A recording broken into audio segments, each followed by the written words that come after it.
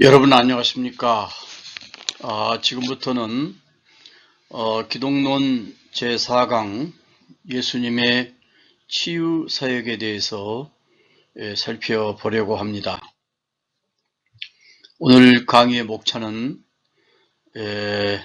예수님의 치유 사역의 특징, 그 다음에 예수님의 치유 사역의 목적, 그 다음에 죽기 사역, 그 다음에 사도행전에 나타난 치유사역, 그 다음에 예수님의 치유사역의 현대신학적 해석, 그 다음에 교회사를 통해 나타난 하나님의 치유, 그 다음에 현대 신유운동의 신학적 기초, 그리고 마지막으로 예수님의 사역 가운데 프리칭 사역, 설교 사역, 그 다음에 티칭 사역, 교육 사역, 그 다음에 힐링 사역, 이렇게 정의를 함으로써 오늘 강의를 마치려고 합니다. 먼저 병을 고치는 사역인데 예수님의 사역 가운데 세 번째 사역이지요. 고치셨다는 테라피오에는 영어로는 테라피 그러죠. 육체의 치료 및 영혼의 치료까지 행하는 동사로서 단순한 의학적 처방뿐만 아니라 메시아가 가져다주는 구세주지요. 메시아, 히브리 말로는 메시아, 그리고 헬라어로는 크리스토스 그러지요. 영어로는 크라이스트라고 합니다. 우리나라 말로는 구세주 그러죠. 구세주께서 가져다 주시는 죄와 사망에서의 진정한 회복과 치유를 다 포함하는 것이 예수님의 치유 사역입니다. 힐링 미니스터리다 이렇게 보는 거죠. 예수님의 사역 즉 가르치고 전파하고 치료하는 사역은 분사 현재 능동태형으로 쓰여져 있습니다. 문법적으로 분사이고 현재 능동태형으로 쓰여져 있단 말이에요. 현재라는 것이 가장 중요하죠. 갈릴리에서 사역을 시작하시고 마치실 때까지 이 사역을 지속하셨음을 증거하고 있습니다. 예수님의 치유 사역은 단순한 병 고침을 넘어서 육신적인 병 고침을 넘어서 하나님 나라가 킹덤 오브 갓, 하나님 나라가 이 땅에 임했음을 보여주는 가장 강력한 시각적 메시지라고 볼 수 있습니다. 설교가 귀로 듣는 복음이라면 치유는 눈으로 보는 복음인 셈입니다. 예수님의 치유사역의 특징을 보면은 예수님의 치유사역의 특징 가운데 첫 번째는 메시아임을 강력하게 증거하십니다. 메시아, 크리스토스, 크라이스트, 구세주이심을 강력하게 증거하십니다. 메시아는 전 우주적 구세주를 말하는 것입니다. 예수님께서 이 땅에 사람의 형상으로 오신 것은 종말론적으로 구원을 위해 오셨지만 이 땅에서 현재 인간이 당하고 있는 고통에도 깊은 관심을 기울이시며 크신 사랑을 베풀어 주셨습니다. 종말론적으로 구원을 위해서 오셨어요. 인류의 구원을 위해서 구세주로 오셨지만은 현재 인간이 당하고 있는 그 삶의 고통, 질고의 고통에도 깊은 관심을 기울여 주시면서 사랑을 보여주셨죠. 뿐만 아니라 예수님께서 인간의 부족함과 나약함, 약함을 아시고 각종 질병을 치유해 주신 것은 예수님 자신이 구약에서 수없이 예언된 대로 그가 메시아임을 강력하게 증거하고 계시기도 합니다. 특히 예수님께서 마태복음 4장 24절에서 병을 고침을 받기 위해서 주님께 나오는 자들의 모든 병을 all disease, 모든 병을 고치셨어요. 예수님의 소문이 온 갈릴리를 넘어서 그의 소문이 온 수리아까지 퍼졌다 그랬어요. 여기에서 수리아란 행정 단위를 나타내는 것이 아니라 유르바데와 지중해 아라비아와 타우르스 산 사이의 요즘 말하자면 중동 지역에까지 소문이 퍼졌다는 것입니다. 첫 번째로는 예수님 메시아임을 증거하셨고, 그러나 예수님은 차별을 하지 않으셨다 그랬어요. 예수님께서는 편협한 유대주의자가 아니죠. 유대인들은 대단히 편협한 사고방식을 지니고 있죠. 자기들만이 특별한 사람으로 생각하는 사람들이 유대주의자입니다. 유다이즘. 예수님께서 나오는 자는 유대인이든 이방이든 주스든 젠타일, 이방인이든 차별하지 않으시고 가벼운 병이든 중병이든 불치의 병이든 가리지 않으시고 모두 치료해 주셨습니다. 예수님은 인간적인 기준으로 사람을 차별하지 않으셨습니다. 예수님의 기준은 그들이 예수께서 고쳐주실 것이란 믿음을 가지고 예수께로 나오는 자마다 귀천을 가리지 않고 치료하여 주셨습니다. 누구라도 예수님의 은혜 받기를 간절히 원하는 자면 넘치도록 은혜를 주시는 분입니다. 오늘날도 마찬가지죠. 하나님의 은혜를 받기 위해서 예수님께 나오면 누구든지 다 은혜를 베풀어 주시고 구원을 허락해 주십니다. 혈통이나 민족이나 귀천을 가리지 않고 깊은 상처와 고통을 가지고 신음하며 주님께 나오는 자들에게 병을 고쳐주고 약한 것을 강하게 해 주셨습니다. 우리가 기독론을 지금 공부하고 있는데 기독론이라는 게 바로 예수님에 대해서 공부하는 것 아닙니까? 예수님은 그러한 분이라는 사실을 증명해 주고 있습니다. 예수님의 치유사역의 목적이 있어요. 목적. 첫째로는 하나님 나라의 도래입니다. The kingdom of God, coming of the kingdom of God. 하나님 나라의 도래, 임재라 그 말이죠. 예수님이 병을 고치신 이유는 단순히 유명해지거나 동정심 때문만은 아니었습니다. 예수님은 표적으로서의 치유를 보여주셨어요. 표적, 사인이라 그 말이에요. 사인을 헬라어로는 세메이온이라 그래요. 세메이온, 표식이라 그 말이에요. 세메이온으로서의 치유. 치유는 예수님이 구약에서 예언된 메시아임을 세메이온 하는 것입니다. 증거하는 것이죠. 증거. 메시아임을 증명하는 신분증과 같다 그랬어요. 그 다음에 회복의 선포입니다. 질병과 고통이 없는 하나님 나라의 상태를 이 땅에서 맛보게 하는 사건입니다. 킹덤 오브 갓, 하나님 나라는 아픔이나 고통이나 슬픔이나 좌절이나 이런 것들이 다 없는 그야말로 평강의 나라이죠. 평강의 나라. 평강과 기쁨과 은혜와 소망의 나라가 바로 하늘나라 천국이지요. 천국을 이 세상에서 맛보게 하는 것이다. 프레비유, 맛보게 해주시는 것이다. 그 말이에요.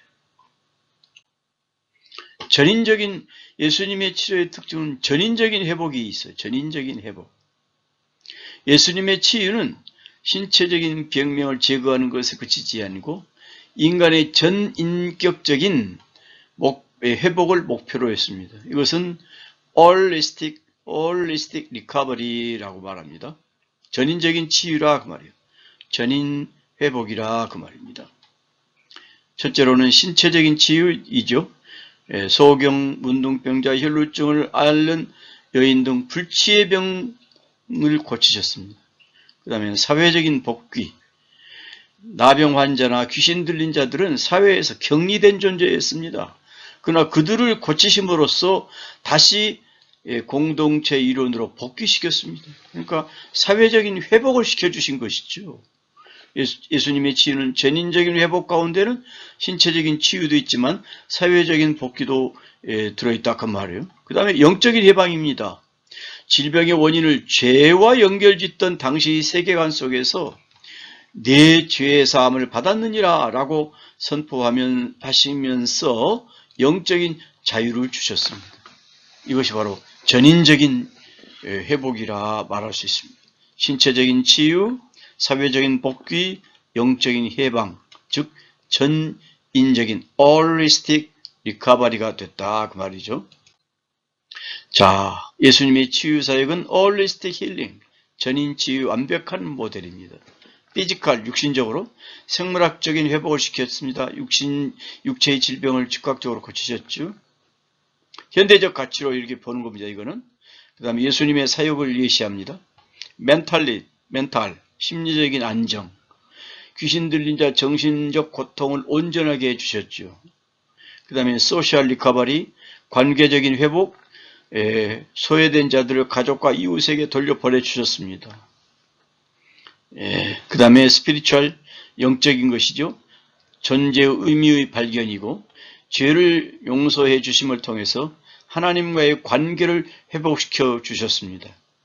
예수님의 치유 사역을 전인적인 입장에서 보아야 합니다. 자, 치유는 사랑의 언어였습니다. 예수님께서 치유는 내가 너를 사랑하며 너의 고통을 끝내는 것이 나의 뜻이다 라는 강력한 비언어적 설교를 보여주신 거죠. 예수님의 치유는 강력한 비언어적 치유라 그랬어요. Powerful non-verbal preaching이었다 그 말이죠.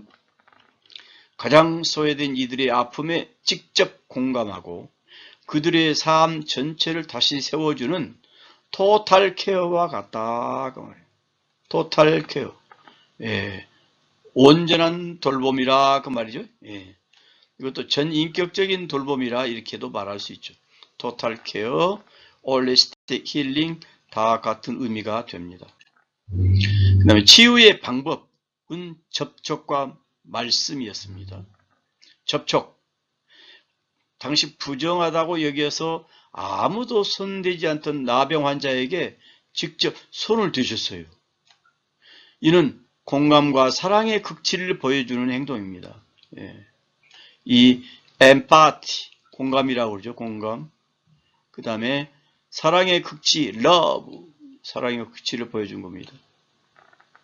말씀, 일어나 내 자리를 들고 걸어가라 하는 말은 단 한마디의 명령, 그래서 그 명령이 시공간을 초월해서 치유를 해 주셨습니다. 백부장의 하인 사례를 보면은 잘 알 수가 있죠. 하인이 그 자리에 없음에도 불구하고 예수님은 다 그렇게 명령을 하신 거죠.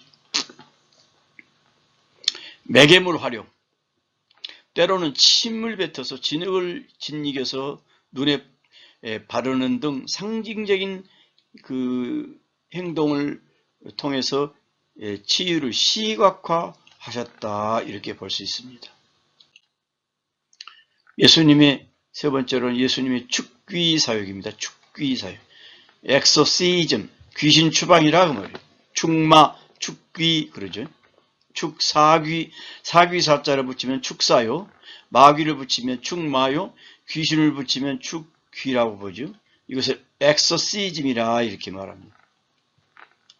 예수님의 축귀 사역과 그 다음에 사도행전 및 교회사에 나타난 축귀 사역은 하나님 나라의 침투라는 일관된 주제를 가지고 있지만 그 권위와 근거와 실행 방식에서 중요한 발전적 차이를 보입니다.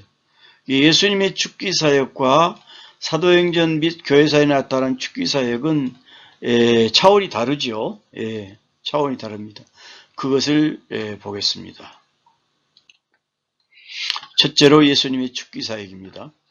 예수님에게 축기는 exorcism, casting out demons라고 하죠. demon 귀신을 말하죠. 귀신.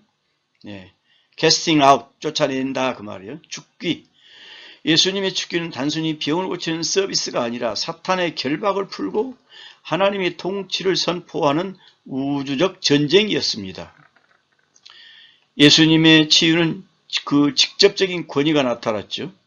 누구의 이름을 빌리지 않고 자신의 권위로 명령하셨습니다. 내가 너에게 명하노니 그 사람에게서 나오고 다시 들어가지 말라. 마가복음 9장 25절에 그러셨죠. 그 다음에 내가 하나님의 손을 힘입어, 손은 여기서 성령님을 말해요. 귀신을 쫓아내는 것이면 하나님의 나라가 이미 너희에게 임하였느니라. 귀신이 쫓겨나가면 마음의 평화와 기쁨이 넘칩니다. 우리의 심령 속에서 귀신이 쫓겨나가면 마음의 평화와 기쁨이 넘쳐요. 희열이 넘칩니다. 기뻐 뛰며 춤을 추겠네. 그런 찬송이 있듯이 아주 희열이 넘칩니다. 그래서 그것이 바로 하나님의 나라가 임하였다는 증거를 말씀하신 것입니다. 축기, 엑소시즘을 하나님 나라 현존의 증거로 삼으셨습니다. 하나님의 나라는 미래에도 있지만 하나님의 나라는 오늘 우리가 살고 있는 삶의 현장에서 하나님 나라가 임재되어지는 것입니다. 그래서 현재의 심령의 천국과 현재의 심령의 천국을 이룰 때에 미래의 천국이 보장이 되는 것입니다. 완전한 제압이죠. 군대 귀신 사건에서 보듯이 예수님의 압도적인 권능으로 어둠의 세력을 굴복시키셨습니다. 사도행전의 축기사역. 여기에서는 예수님의 이름을 가지고 대리 집행을 한 거죠. 사도행전에서 제자들의 축기는 예수님의 성취하신 승리를 예수님의 이름으로 대리 집행하는 성격을 띱니다. 권위의 위임. 제자들은 자신의 능력이 아닌 나자렛 예수 그리스도의 이름을 사용합니다. 바울은 점치는 여종에게 사도 바울은 말합니다. 사도 바울은 점치는 여종에게 예수 그리스도의 이름으로 내가 네게 명하노니 그에게서 나오라 라고 명령을 했죠. 여기에 예수님의 이름을 사용한 것입니다. 복음 전파의 도구로 사용이 됐죠. 사마리아의 빌립 집사, 에베소에서 바울 등 새로운 지역에 복음이 들어갈 때는 축기는 그 지역을 사로잡고 있던 영적 세력을 무력화시키는 역할을 했습니다. 그 영적 세력을 무력화하기 때문에 복음 전파의 가능성이 열려지게 된 거죠. 가짜와 구별을 하게 됩니다. 스게와의 7 아들 사건이 사도행전 19장에서 나오는데 여기에서 축기는 주문이 아니라 이들은 주문으로 귀신을 쫓아내려고 그랬죠. 그런데 예수님과의 인격적 관계와 믿음이 전제되어야 함을 분명히 보여줍니다. 그 사람이 축기 사역을 하는 사람이 사도 바울이죠. 축기 사역을 하는 사람이 예수님과 인격적 관계가 형성이 되고 그 사람에게서 믿음이 있어야 축기가 가능하게 되는 거지요. 그러니까 우리 예수님의 은혜가 그 사람에게 있어야 되는 거죠. 예수님의 은혜에 사로잡히고 예수님의 능력에 사로잡힌 사람이 예수님의 이름을 의지해서 축기 사역을 하는 것을 보여주는 현상이라고 볼 수 있습니다. 교회사 속의 축기 사역의 흐름을 봅시다. 교회사 속에서 축기는 시대의 영성과 신학에 따라 모습이 변해왔습니다. 나중에 교회사의 신유 역사를 또 살펴보겠습니다만 여기서는 간략하게 살펴보겠습니다. 초기 교회, 얼리 처치, 초대 교회죠. 축기자의 직분화, 초대교회는 축기자라는 별도의 직분을 둘 정도로 사역을 중요시 여겼습니다. 엑소시스트, 축기자, 별도로 직분을 뒀다 그 말이죠. 세례의식과 결합을 했습니다. 세례받기 전에 세상의 영으로부터 자유케 되는 축기의 기도를 했다는 엑소시즘 프레이어가 필수적인 절차였다고 합니다. 세례를 받기 전에는 귀신 추방의 기도가 있었다고 말이죠. 중세 카톨릭의 전통을 보면은 카톨릭은 로마 예식서를 통해서 축기의 절차를 엄격히 규정했다고 합니다. 십자가, 성수 등 성물을 사용하는 예전적 성격이 강했다고 합니다. 지금도 그 사람들은 예전적으로 축기 사역을 한다고 그러죠. 그 다음에 현대 오순절 은사주의 운동, 현대에 이르러서는 축기는 축사라는 표현으로 더 자주 불리며 가계의 저주를 끊거나 내면의 상처를 치유하는 영적 전쟁의 일환으로 강조가 됩니다. 자, 축기 사역의 종합 분석을 보면은 예수님의 축기는 본인의 신적인 권위가 있었죠. 그 다음에 신학적 의미는 하나님 나라의 시동이 걸려졌죠. 현재적으로 귀신이 추방이 되면 하나님 나라가 임재되어졌다는 증거를 보여주는 것이죠. 그 다음에 주요 방법은 말씀으로 꾸짖으셨어요. 때로는 그 물질도 사용하시기도 하고 뭐 그러셨죠. 그 다음에 실패는 없었습니다. 사도 및 교회 시대의 축기 사역을 보면은 예수님의 이름이 위임된 권위를 사용했죠. 그 다음에 승리하신 그리스도의 통치를 확장시켰고, 신학적 의미는 그 다음에 주요 방법은 예수님의 이름을 선포했고 안수하였고 기도했습니다. 그 다음에 실패가 왜 일어났느냐 하면은 믿음이 부족할 때는 실패가 이루어집니다. 그 다음에 결론적으로 보면은 축기 사역은 시대마다 형태는 달랐으나 예수 그리스도가 악의 세력보다 강하시다. 만왕의 왕이니까 당연히 강하시지요. 이런 것을 선포하는 공통적인 목적을 지닙니다. 사도행전 이후의 교회 시대는 예수님이 이미 이겨놓으신 승리를 믿음으로 선포하고 확인하는 과정이라고 볼 수 있습니다. declare, 선포하고 confirm, 확인하는 과정이라고 볼 수 있습니다. 자, 사도행전에 나타난 치유사역을 봅시다. 치유사역. 사도행전은 성령의 강림과 함께 시작된 치유의 폭발기를 보여줍니다. 사도행전의 치유사역은 단순히 병을 고치는 인도주의적 차원을 넘어서 하나님 나라가 침투해 들어오는 선전포고와 같은 성격을 띱니다. 초기 예루살렘 사역, 사도적 권능의 확증, 성령 강림 이후에 치유는 베드로와 요한을 통해서 가장 먼저 나타났지요.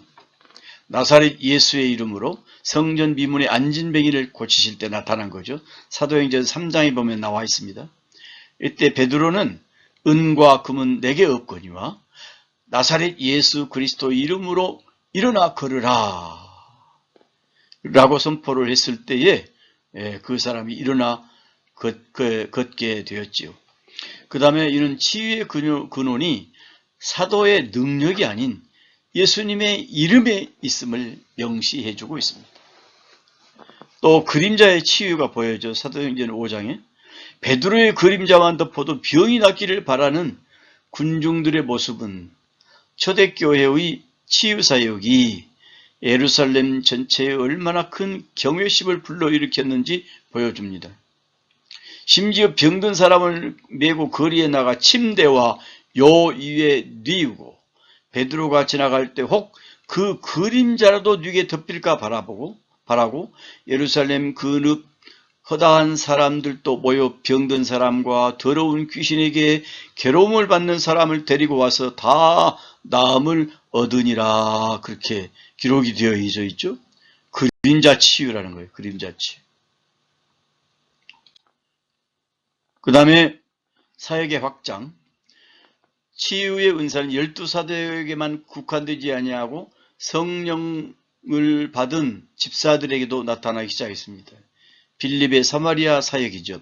사도행전 8장에 보면 나옵니다. 빌립이 사마리아에 가서 복음을 전할 때 많은 사람에게 붙었던 더러운 귀신이 나가고 중풍병자와 못 걷는 사람이 나왔습니다. 이것은 치유사역이 지리적인 경계를 넘어서 확장됐다는 얘기죠. 유대와 사마리아 지역을 넘게 됐다 그 말이에요. 유대 지역에서 사마리아, 유다와 사마리아와 땅끝까지 이르러서 예수님이 복음을 증거하라고 그러셨죠. 이방 선교의 도구, 유대인 사역의 선교의 도구는 베드로였지만 이방 선교의 도구는 사도 바울의 사역이었죠. 사도 바울의 전도 여행에서 치유는 이방인들에게 복음의 신성을 입증하는 결정적 도구였습니다. 복음의 신성성이요. 하나님의 은혜라 그 말이에요. 루스드라에서 나면서 못 걷게 된 자를 바울은 치료했죠. 바울의 설교를 듣던 자의 믿음을 보고 치유를 했습니다. 치유가 말씀 선포와 믿음의 반응 사이에서 일어남을 증거합니다. 심지어 바울의 손수건과 앞치마를 가져다가 병자에게 얹었을 때 병이 떠나는 신비한 기적의 사건도 일어났죠. 이는 하나님께서 각 시대와 상황에 맞는 특별한 방식으로 치유를 행하실 수 있음을 시사해 주고 있습니다.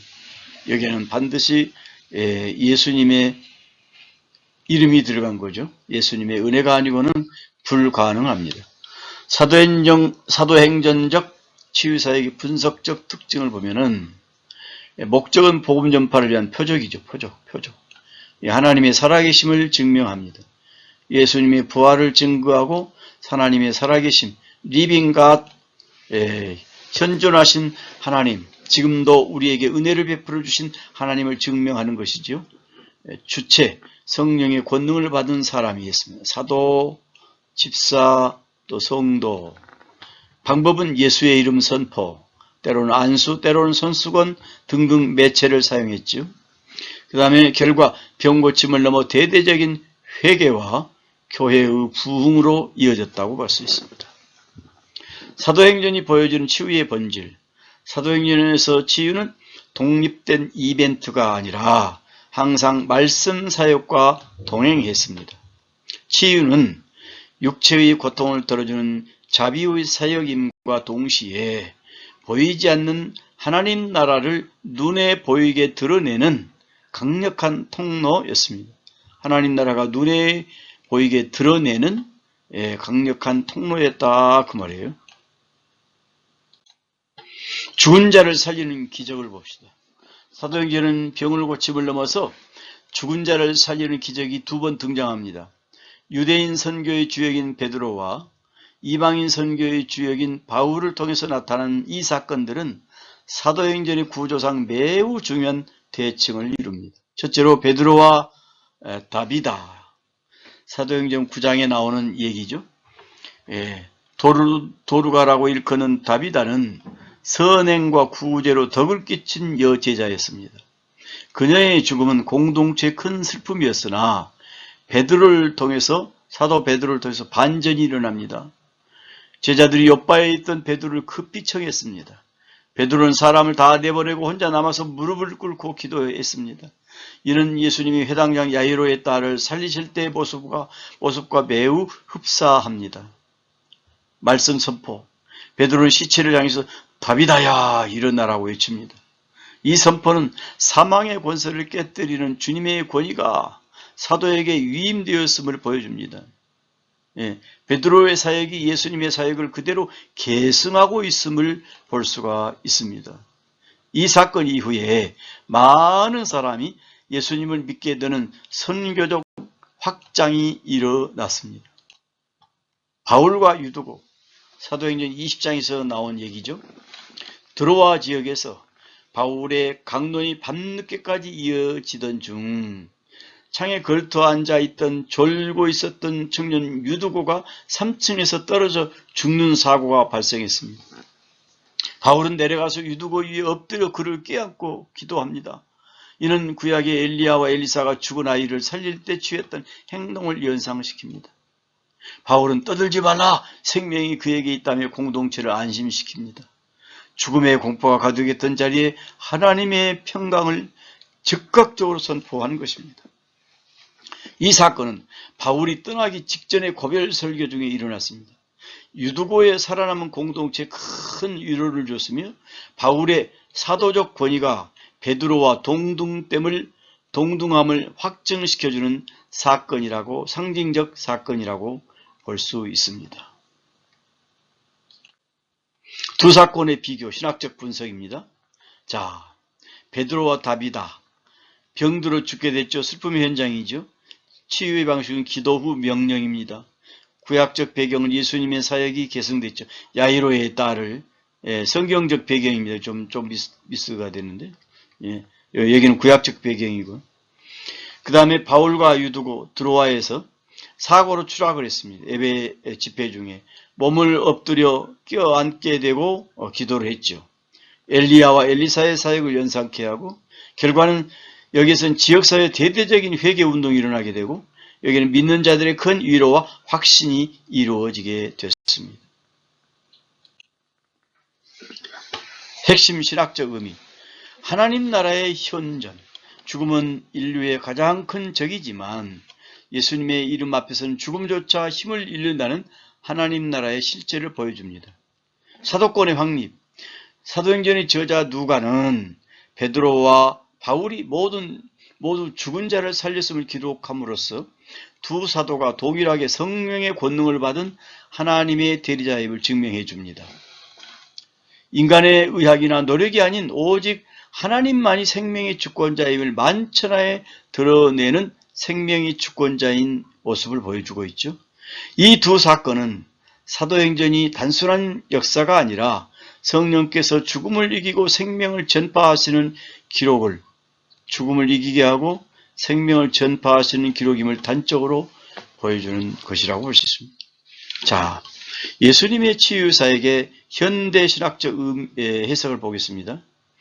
현대신학에서 단순히 기적적인 병고침이라는 현상을 넘어서 인간의 전인적인 회복과 사회적 정의 그리고 생태적 치유에까지 아우른 광범위한 의미로 해석을 하고 있습니다. 전인적인 회복과 사회적 정의, 생태적 치유에까지 이르는 광범위한 의미로 해석을 하고 있다 그 말이죠. 현대신학에서는 전인적인 치유, 영혼 육의 통합이죠.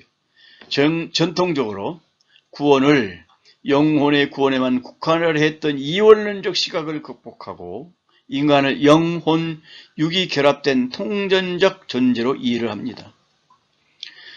예수님은 병든 사람을 고치실 때 육체적인 고통뿐만 아니라 내 죄사함을 받았느니라 라고 말씀하시며 영적인 해방을 동시에 주셨죠. 그것이 신학적인 배경입니다. 현대신학적 배경이라고 말이에요. 이걸 현대적인 의미로 보면은 현대 사회의 고질병인 우울증, 중독, 심리적 트라우마 등을 치유하는 사역도 예수님의 병고침 사역의 연장선에 있다고 볼 수 있습니다. 이는 신앙의 관념 속에만 머무르는 것이 아니라 실질적인 삶의 질과 정신적 건강을 회복시키는 능력이 되어야 함을 의미합니다. 신앙의 관념 속에만 머물러 있으면 안 되지요.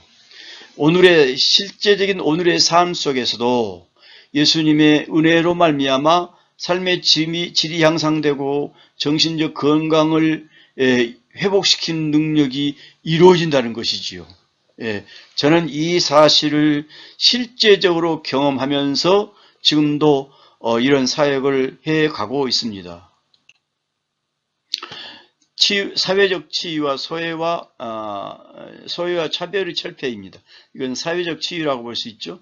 예수님이 당시 부정한 자로 취급받던 나병 환자, 혈루증 앓는 여인, 귀신 들린 자를 고치신 것은 그들을 다시 공동체 일원으로 복귀시는 사회적 복권의 의미를 지닌다고 했죠. 예수님의 치유는 단순히 개인의 건강 회복이 아니라 그를 격리했던 사회적 담벼락을 허무는 사건이었지요. 그것이 현대신학에서 해석하고자 하는 신학적 배경이라 그 말이에요. 현대적인 의미를 봅시다. 현대 교회와 그리스도인은 사회적 갈등, 인종차별, 경제적 불평등으로 인해서 상처를 받는 이들을 포용하고 치유할 책임이 있습니다. 현대 교회와 그리스도인들이 그렇다면 사회적인 갈등도 교회에서 그리스도인들이 치유해야 되겠죠. 인종차별도 우리 교회에서는 그것도 치유해야 되겠죠. 경제적인 불평등에 대해서도 관심을 가져야 되겠죠. 사회적 약자의 고통에 공감하고 그들의 권리를 회복시키는 그 자체가 현대판 고치심의 사역의 핵심이라고 볼 수 있는 거죠. 사회적 약자를 그 고통에 공감하고 그들의 권리를 회복시키는 것, 교회의 역할이요, 우리 그리스도인들의 역할이라고 볼 수가 있습니다. 그 다음에 예수님의 치유 사역을 현대적인 의미로 보면은 종말론적 표적입니다. 하나님 나라의 선취죠. 치유 사역은 장차 도래할 고통과 눈물이 없는 하나님의 나라를 이 땅에서 미리 맛보게 하는 사건입니다. 신학적 배경을 보면은 여기에 teach가 theological이 여기 가로 안에 들어가야 되는데 미스프린트가 났어요. 예수님의 치유는 사탄의 권세, 질병과 사마가 꺾였음을 선포하는 승리의 표적이었습니다. 현대적인 의미, 질병과 싸움의 사역과 생태계의 회복 환경운동, 또한 신학적인 치유 사역에 포함됩니다. 피조세계의 고통을 덜어주는 모든 행위는 하나님의 창조 질서를 회복하려는 종말론적 사역의 일부가 됩니다. 이제 예수님이 재림하시면 이 땅에 새 하늘과 새 땅이 건설되지요. 그것을 하나님의 나라의 선취라 그 말이에요. 선취. 하나님 나라의 징조를 보여주는 거죠. 징조. 에스카톨로지칼 사인이라 그 말이에요. 종말론적 표적이라 그 말이에요. 세상을 온전하게 하심입니다. 개인적인 차원에서 보면은 정신건강 증진 상처 치유 상담, 공동체 차원 차별 철폐, 화해사역 복지, 그 다음에 환경보호, 생명존중 사상, 개인적인 차원, 공동체 차원, 우주적 차원이죠. 그 다음에 상담을 통해서도 우리가 치유를 해 나갈 수 있죠. 저는 이 상담을 통해서 현재 치유 상담을 하고 있습니다. 전인격적인 치유와 회복, 소외된 자들의 사회적인 복권, 그 다음에 우주적인 차원은 타락한 창조세계의 회복이라고 볼 수 있죠. 세상을 온전하게 하시는 거죠. 현대적인 입장에서 해석을 해보면 그렇다 그 말입니다. 예수님의 고치심은 단순한 신비 체험이 아니라 깨어진 세상을 broken world를 다시 온전하게 온전하게 만드시는 하나님의 통치 행위입니다. 교회사를 통해 나타난 하나님의 치유를 보겠습니다. 하나님의 치유는 기독교 역사 속에서 단 한순간도 멈춘 적이 없지만 시대의 신학적 배경과 영적인 흐름에 따라 그 양상은 다양하게 변화해 왔습니다. 교회사를 통해서 이 역동적인 현상이 어떻게 나타났는지 핵심적인 흐름을 살펴보겠습니다. 초대교회 및 초기 교회 시대에 보면 사도행전의 역사적 연장선에 있던 시기입니다. 치유는 복음 전파의 강력한 증거가였습니다. 유스틴 마르티르, 이레니우스, 터툴리아누스 등 초기 교부들은 그리스도인들이 병자에게 손을 얹어 기도할 때에 귀신이 떠나가고 병이 낫는 현상이 보편적이었음을 기록했습니다. 그 다음에 성류를 사용했다고 그랬죠. 야고보서 5장의 전통을 따라 장로들이 병자에게 기름을 바르며 기도하는 의식이 강해졌어요. 기름을 바르며 기도했다는 것은 이제 예전 의식이죠. 병든 사람을 고치는 의식입니다.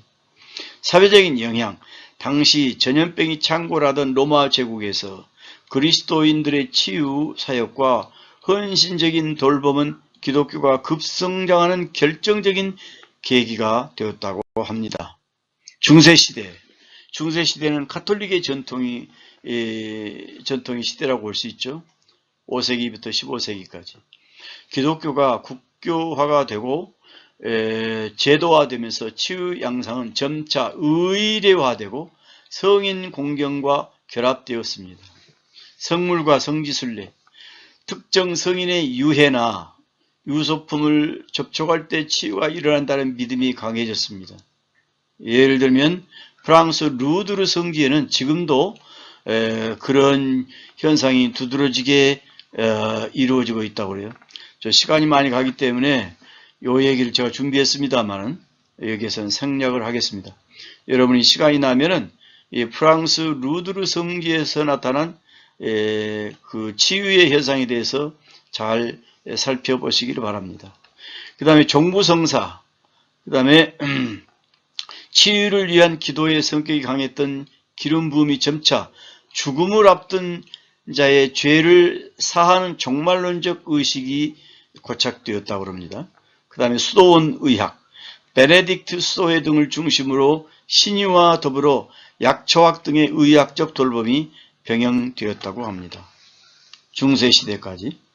이게 어떤 면에서 보면은 이것이 좀 미신적인 여지가 강하다고 해서 종교개혁시대 때는 그것을 여기 뭐라고 그랬냐면 종교개혁자들은 가톨릭의 미신적인 성물 숭배를 비판하며 신학적 변화를 꾀했다 그랬어요. 종교개혁과 은사 중지론이 여기에서 나타납니다. 성경에 나타난 은사는 성경으로 끝났다 이렇게 해가지고 은사 중지론이 나타나는데 그 배경은 가톨릭의 미신적인 성물 숭배를 비판하면서 신학적 변모가 나와 꾀하게 됐다고 말이죠. 은사 중지론, 루터와 깔뱅은 기적과 치유의 은사가 성경이 완성된 사도시대 이후에 그쳤다고 보았습니다. 루터도 그랬고 깔뱅도 그랬다고 말이죠. 이는 당대 가톨릭의 가짜 기적들을 경계하기 위함이었습니다. 가짜 기적들을 경계하기 위함이었다 그 말이죠. 그 다음에 비록 은사로서 치유는 부정했으나 하나님께 치유를 구하는 기도의 응답으로서의 치유의 가능성은 열어두었습니다. 그러니까 종교개혁자들이 은사 중지론을 얘기했지만은 그러나 하나님께 치유를 구하는 기도의 응답으로서의 치유의 가능성은 열어두었다 그 말이죠. 그러니까 루터의 칼빙 이분들이 은사 중지론에만 침잠되었다고 볼 수는 없지요. 기도의 응답으로서 치유 가능성을 열어두었다 그 말이에요. 신유운동의 부활과 오순절 운동. 19세기 후반부터 현재까지는 신유의 운동이 활발하게 부활을 했어요. 19세기 성결운동입니다. 미국에서.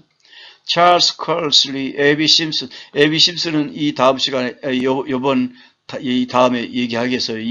요 다음에. 그 다음에 에이지 고든 등은 그리스도의 대속에는 영혼구원뿐만 아니라 육체의 치유도 포함되어 있다는 신학적 정립을 했습니다. 근데 이 찰스 컬리스, 에비 심슨, 에이지 고든 이런 사람들에 대해서도 지금 시간이 많이 가기 때문에 이 컬리스와 고든에 대해서는 제가 생략하겠습니다.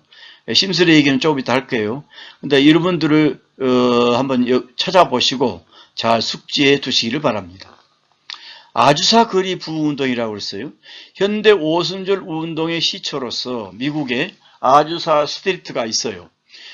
성령 세례와 함께 방언, 치유 등의 은사가 폭발적으로 일어났습니다. 그래서 그 A.B. 시몬이라는 사람이 그 사람을 중심으로 한 그 운동이 활발하게 전개가 되어 있죠. 지금도 LA 북부에 가면 아주사 스트리트가 있어요. 그 근처에 가면은 아주사 퍼시픽 유니버시티가 있는데 그 아주사 퍼시픽 그 유니버시티도 아주 종합대학교인데 복음주의 노선을 그 신앙의 노선을 따르고 있는 것을 볼 수가 있었어요. 자, 그 다음에 20세기 중반에는 윌리엄 브레엄, 오랄 로버츠 이런 분들도 잘 찾아보시기 바랍니다. 오랄 로버츠는 나중에 이제 번영신학의 원류가 되기도 했죠. 그런데 이 오랄 로버츠의 운동도 신학적으로 상당히 우리가 관찰을 해보고 살펴보아야 할 가치가 있습니다. 이것도 준비를 제가 했습니다만은 시간이 넘어가기 때문에 여기서는 생략을 하겠습니다. 오늘날의 은사주의 운동으로 이어졌으며 현재는 전 세계 기독교 인구의 상당수가 치유의 현행성을 믿고 있습니다. 요약 및 결론. 초대교회 때는 사도적 권능의 지속이고 복음의 확장을 위한 표적이 이루어졌고 치유의 성격은 중세시대에는 성물 및 성인을 공경함으로써 이게 미신적인 현상으로 빠졌다 그 말이에요. 의례적이고 신비주의적 치유의 현상으로 빠졌어요. 그 다음에 종교개혁 시대 은사 중지론이 대두가 됐고 그러나 기도를 통한 하나님의 섭리를 강조했습니다. 현대 오순절 은사주의 운동이 성행하게 됐고 대속에 근거한 성령의 역사가 폭발적으로 일어났던 것을 볼 수가 있습니다. 기독교의 역사는 치유가 단순히 육체의 회복을 넘어서 하나님 나라가 이 땅에 임했음을 알리는 가시적인 통로였음을 보여줍니다. 하나님 나라가 이 땅에 임하였음을 알리는 가시적인 통로라 그 말이죠. 자, 현대 신유운동의 신학적인 기초를 누가 낳게 되느냐면 에비 심슨이라는 사람이 낳게 됐습니다. 에비 심슨은 유명한 분입니다. 기독교 선교 연맹의 창시자로서 CNMA라고 그러죠. CNMA. 기독교 선명운동이에요. 크리스찬 미션 얼라이언스의 약자입니다. 크리스찬 앤 미션 얼라이언스의 창시자로서 현대 신유운동의 신학적 기초를 놓은 가장 중요한 인물 중에 한 명입니다. 그의 치유 신학은 단순히 병을 낫는다는 현상을 넘어서 기독교 구원론의 핵심과 연결되어 있습니다. 이 기독교의 구원론의 핵심은 바로 중심은 지저스 크라이스트입니다. 기독론적 차원에서 우리가 살펴보기 때문에 이분의 얘기를 살펴보려고 합니다. 심슨의 신학적 구조를 보면은 예수 그리스도 중심의 구원 사역 그리고 사중복음을 주창했습니다.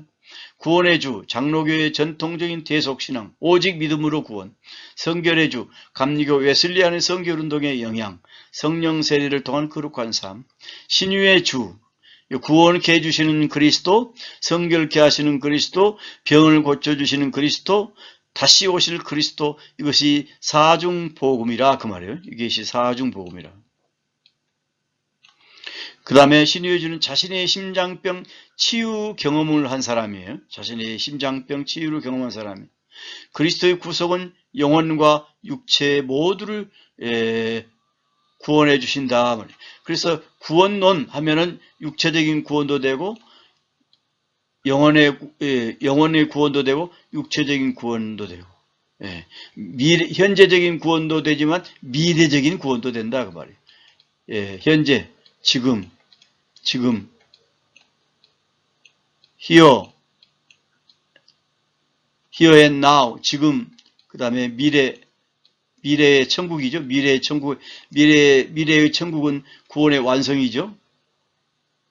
미래의 천국. 그래서 지금부터 현재부터 미래까지 하나님 나라가 연속적으로 가고 있는 것이죠. 그래서 구원은 현재적인 구원이요, 미래적인 구원이요. 천국도 현재적인 천국을 심령의 천국을 이루어야 돼요. 그래야 미래의 천국이 보장이 돼요. 분명합니다. 현재 내 마음이 지옥 상태에 있으면 어떻게 미래를 보장할 수 있어요?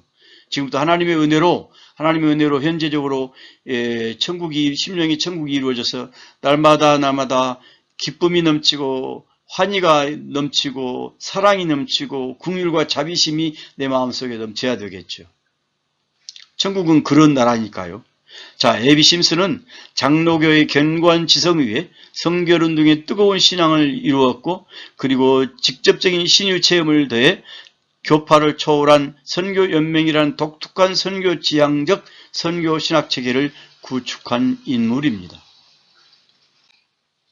사중복음의 체계와 구원자 그리스도, 죄로부터의 구원, 성결케 하시는 그리스도, 성령 세례를 통한 거룩함, 치유자 그리스도, 육체의 질병을 고치시는 주님, 다시 오실 왕 그리스도, 재림의 소망. 그에게 신유는 복음의 부수적인 서비스가 아니라 예수 그리스도께서 우리에게 주신 온전한 복음의 필수였습니다. 그리스도의 대속에 근거한 치유. 심슨의 신학의 가장 독특한 점은 치유를 예수님의 십자가 대속과 직접 연결한 것입니다. 이사야 53장 4절부터 5절에 그가 채찍에 맞음으로 우리는 나음을 받았도다 그랬죠.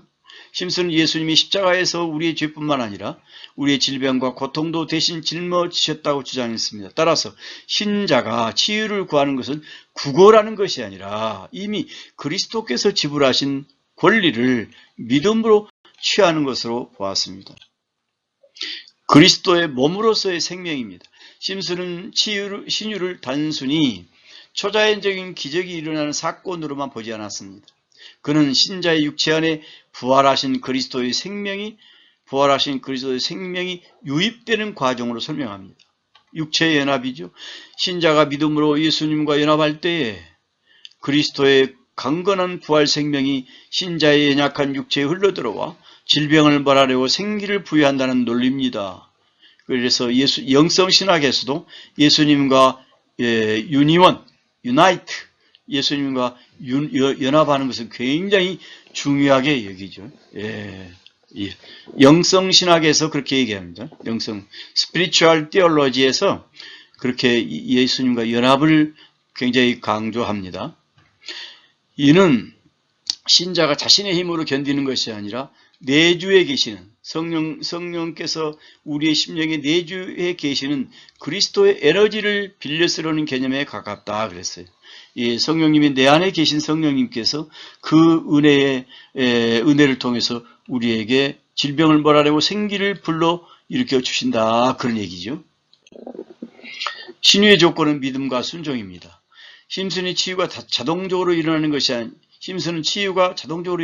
아니라 신자의 적극적인 믿음의 반응이 필요하다 그랬어요. 그래서 간구가 필요하죠. 기도와 간구가 필요하죠. 간절히 구하는 것이 간구지요. 심슨은 의술 자체를 정죄하지 않지만 하나님을 전적으로 의지하기 위한 수단을 내려놓는 믿음의 도약을 권장하기도 했습니다. 성결과의 관계, 육체의 치유는 영적인 성결과 밀접하게 연결되어 있다고 보았습니다. 그러니까 예수님이 귀신을 쫓아내지요. 그러면 치유가 되잖아요. 죄를 회개하게 하셨죠. 그 다음에 자신을 온전히 하나님께 드릴 때, 죄를 회개하고 하나님 앞 자신을 온전하게 드릴 때 치유의 은혜가 더 온전하게 임한다고 가르쳤습니다. 그래서 예수님의 가르침과 일맥상통한 점이죠. 심슨 치유신학의 요약, 신학적 근거는 그리스도의 대속, 채찍에 맞으심, 치유의 본질, 내주하신 그리스도의 생명 육체에 나타남, 신자의 역할, 약속을 믿고 육체를 주님께 헌신함, 궁극적 목적, 건강 자체가 아닌 주님의 일을 하기 위한 강건함이라 그랬어요. 신유는 단순히 질병이 없는 상태가 아니라 인간의 연약함 속에 머무는 하나님의 생명이다 라고 심슨은 얘기를 했습니다.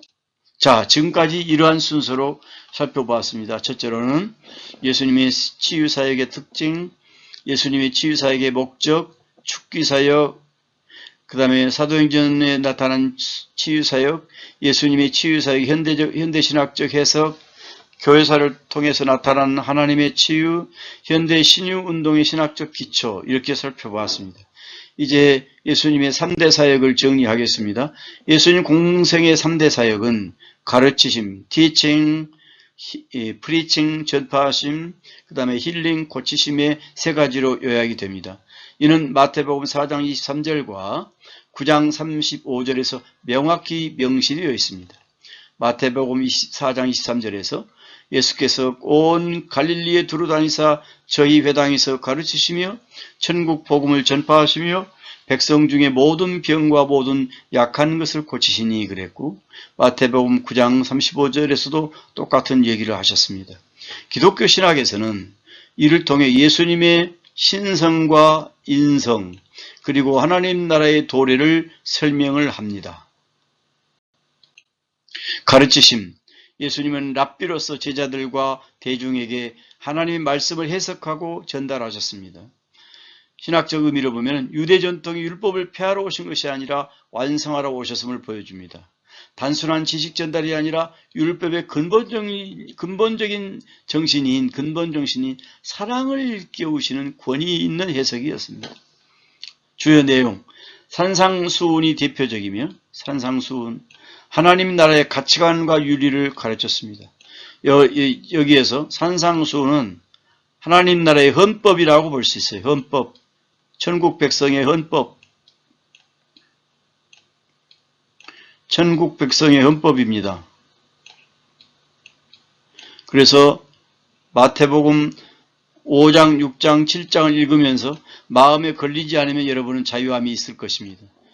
이 마태복음 5장, 6장, 7장을 읽어보고 걸리면 여러분은 회개해야 합니다. 저와 여러분이.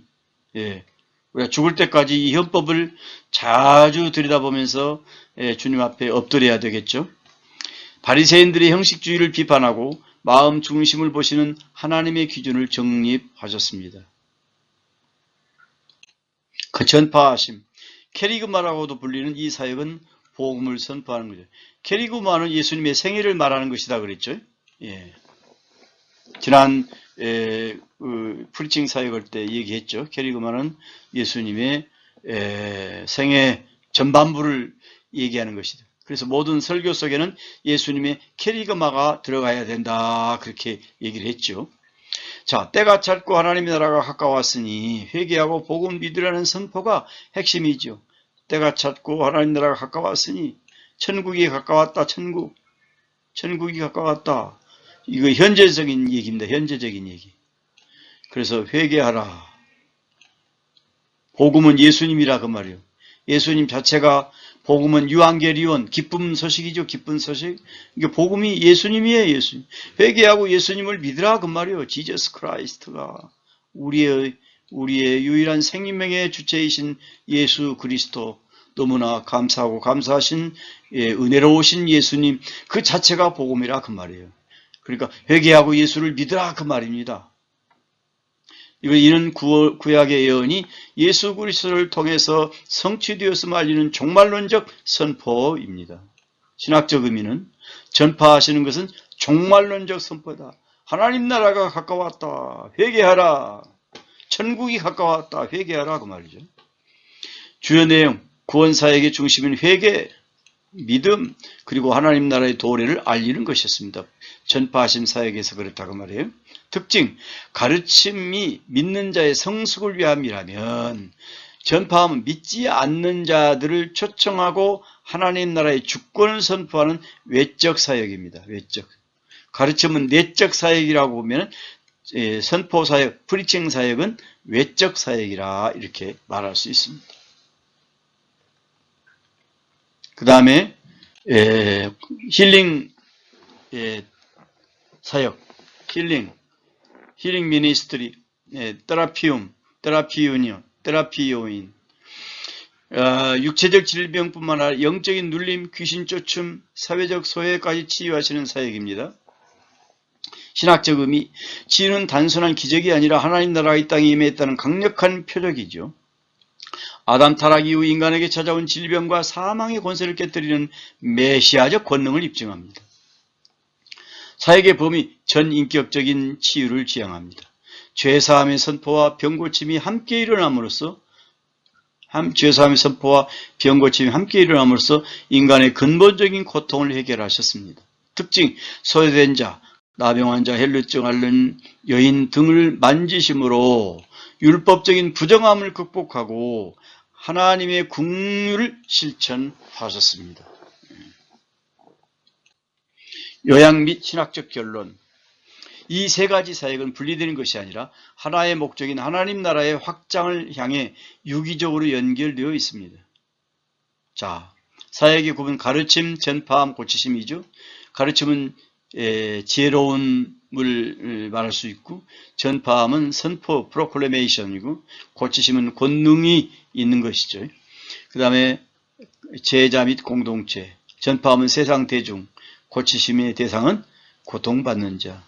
그 다음에 신학적 목적은 진리의 정립과 제자도, 그 다음에 하나님 나라의 도래와 선포, 그 다음에 신학적 메시지는 고치심은 메시아적 통치와 회복의 증거라 볼 수 있습니다.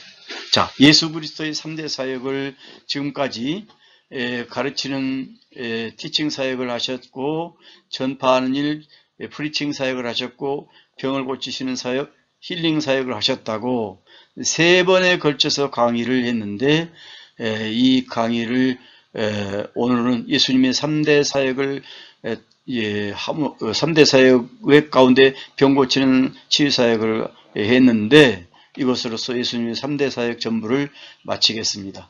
자, 수고하셨습니다. 다음 강의 시간에 뵙겠습니다. 안녕히 계십시오.